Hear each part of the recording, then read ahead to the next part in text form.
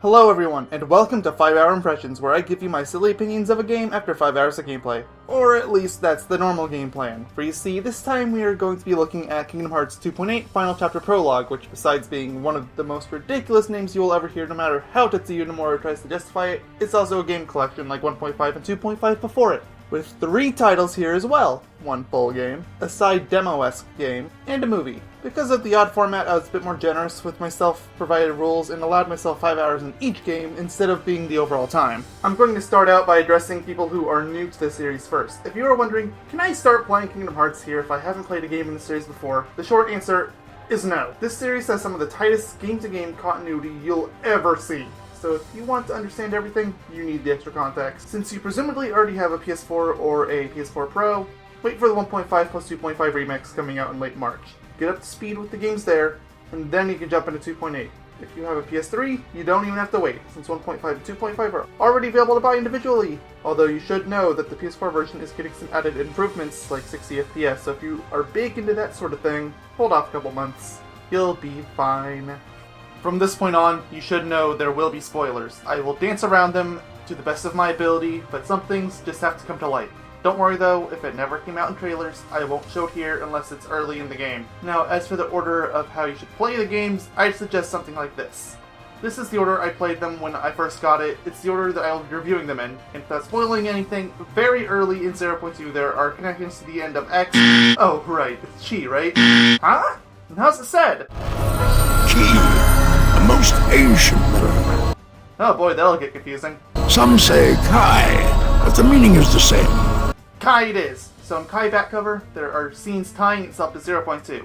Just hold back any semblance of hype you have for 0.2, sit down for the hour you need to watch it. The chart here assumes you have already played the Dream Drop Distance on 3DS. If you haven't, then you should go play that first, then Kai, then 0.2 last. We all ready? Okay, this will be a long one, so buckle in. First off, Kingdom Hearts Kai back cover in true Kingdom Hearts fashion asks more questions than it answers. There are 7 main characters here, the 2 men in black coats being the Master of Masters and Lushu, and the other 5 characters being foretellers, who were each given a copy of the Book of Prophecies by the Master, but for some reason not Lushu. Okay, I guess he's not important enough.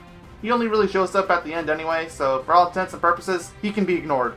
The 5 others are named Issa, Envy, Ace, Ased, Ava, and Gula, and it is with them that most of the story takes place. Now, I won't spoil the individual happenings here since it is a movie and the plot is the biggest draw, but I will say that the beginning and the ending are the most important parts. I wouldn't write out the middle entirely, but without knowing what happens to Kai... Okay, what the How? How can that be possibly wrong? Oh, of course. Why the not? Of course, well, in Kingdom Hearts Key, which is a Japan-exclusive browser game, or an internationally released Unchained Key, there will be a lot of missing holes. Who's this Ephemer guy, and why does he only show up for a few seconds despite seeming important? Who are the Dandelions? Or what for that matter? This movie doesn't even attempt to fill in newbies to the key story, so if you are out of the loop, I'd suggest looking up an online summary of what has happened in those games to get yourself up to speed. The main bulk of the movie is to try and answer 2 major questions, and spoiler alerts, neither one of them are properly answered. Those questions are, 1. Who is the traitor that is among them, if there even is one? And 2.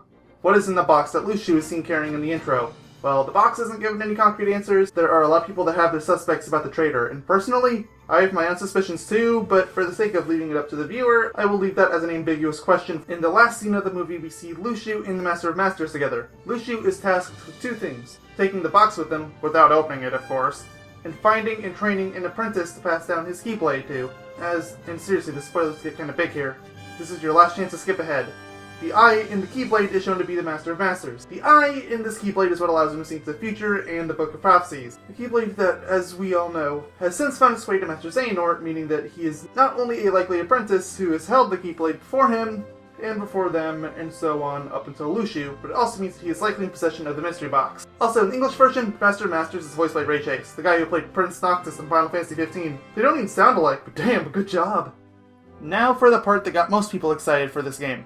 Birth by Sleep 0.2 A Fragmentary Passage. First of all, if you've seen the trailers for 2.8, you've pretty much seen everything there is here. So I will say to those that haven't seen them, it's best to go in blind. There's your warning. I tried to be gentle with back cover and spoilers, but ignoring them here would be a waste of time and a bit redundant. So here we go. We start off right at what the original Birth by Sleep advertised as Birth by Sleep Volume 2, with Aqua wandering in the realm of darkness, seeing Cinderella's world in the realm of darkness. And not just her world, but others as well, with Dwarf Woodlands also being absorbed. And whatever this place is supposed to be, Dark Side Land? Dark Side Land. This game is going to take you anywhere from 3 to 5 hours, depending on if you are the explorative type, if you like to smell the roses, and if you are willing to learn why pride is in fact the most deadly of the 7 deadly sins. Proud mode in this game is pretty rough, and with so little game time, the difficulty curve is going to leave you with a challenge. As for the level design, most of the game is using a linear point A to point B stage structure, with the town in Cinderella's portion being the only noteworthy exception to the rule. In the town, you can run about and explore to your heart's content, but you likely won't spend very much time here, so enjoy it while it lasts. Gameplay in 0.2 is a hybrid of Kingdom Hearts 2 and Birth by Sleep, but it borrows more from the former. Battle system is carried over from Kingdom Hearts 2 and is somewhat expanded, but reaction commands, now dubbed situation commands, are still around after you fill a gauge, allowing Aqua to use her Spellweaver command style, as well as more powerful variants of the Thunder, Blizzard, and Fire spells. Yes, spell levels higher than Aga exist, even in Kingdom Hearts! Once you get a little farther into the game and meet up with Mickey, another command style, Wayfinder, also becomes available. Now, I played this game on Proud mode, so I can't speak for easy or standard, but wow, this game is hard. Like, really hard. Enemies hit like trucks, and they have boatloads of HP. There are several bosses, but half of them are basically just heartless worms, including the final boss. Damn, look at that health bar. Good luck. You'll need it. I don't even want to imagine fighting this boss in critical mode. No joke, this fight took up nearly half of my total playtime, by itself. And if the Kingdom Hearts subreddit is to be believed, I'm not the only one. Be prepared for a rough fight when you get to it. Here's your last chance for 0.2 before I start talking spoilers. Skip here if you want to avoid them. Everyone out that wants out? Okay, let's go. This game is tied heavily to key off! This game is tied to key back cover, which is made apparent as early as the first scene in the game with someone using the goat keyblade to show the Master of Masters what is happening there. I'm sure there are several theories floating around about this, but it is there for you to ponder. Moving around that though, we hear Mickey and Aqua both use the now infamous phrase, "May our hearts be our guiding key." And according to the ending, Yensid has also said it, as well as others. Most of the game involves Aqua, wandering around in the realm of darkness alone, although she does meet Terra and Ven at one point, and Terranort, meaning that she is largely responsible for the organization taking over Castle Oblivion and Chain of Memories. She outright told Terranort where Ven is. So, good on you, Aqua. You made things even worse. Once Mickey joins up with you, there are only 2 bosses and a single level area left to play through. And yes, both bosses are Heartless Worms. Remember that BS final boss that I mentioned before? It's called Demon Tide, and if you don't mind me repeating myself, this boss will teach you why pride is the deadliest of the 7 deadly sins. It is so hard. And if I'm being honest, the attempts I went through that I beat it felt more like chance than choice. The Wayfinder prompt showed up amazingly late, and the super hard to dodge pinch phase lasted an amazingly short time. So if you are having trouble, just keep going at it. You'll get lucky eventually. Use all your spells, but main fire since it costs less MP. And keep a spot open for cure at all times. Mickey will occasionally cure you, but you can never be sure. And even if they are somewhat unreliable, the shotlock command attacks can be really damn powerful if you line them up right. I even finished off the boss with one. Oh yeah, that feels good. So good. At this point, you can sit back and enjoy the endgame scenes. This game has some post-credit scenes too, so be sure not to go anywhere. Especially since those scenes lead directly into Kingdom Hearts 3. Okay, lastly, Kingdom Hearts Dream Drop Distance HD. This is the only full game this package offers, and to those of you that haven't played this game before, you should know that, to put it gently, this game is really divisive amongst fans. I've seen lists put it pretty much every spot possible, so if you feel unsure about the game, that's normal. For people that have played it, it's the same game. If you liked it before, you'll like it now, and vice versa. This is the only game the package offers on the standard PS4 that plays in 60 FPS, and wow, it makes the game run fast. Like, really, really fast. It's smooth, don't get me wrong. It's easily the best improvement the game has over the 3DS original, but wow, it's disorienting. Outside of the resolution and frame rate changes, there isn't a whole lot here that's been changed. Items and abilities still do the same things. Yes, Balloon is still OP, get over it, and they are unlocked in the same way. By finding them, buying them from Moogle shops, or by unlocking them through spirit chains. And yes, this is just as tedious now as it was then. I will admit that it could just be me, but it does seem like you earn link points faster in this version though, so that's a plus. Speaking of the Dream Eater companions, the minigame area around them has been reworked to make it playable on PS4. Of the 5 options in the training toys, only the coloring and feeding has stayed the same. All 3 games have been reworked. The balloon game has stayed the same more than the others, so I'll start there.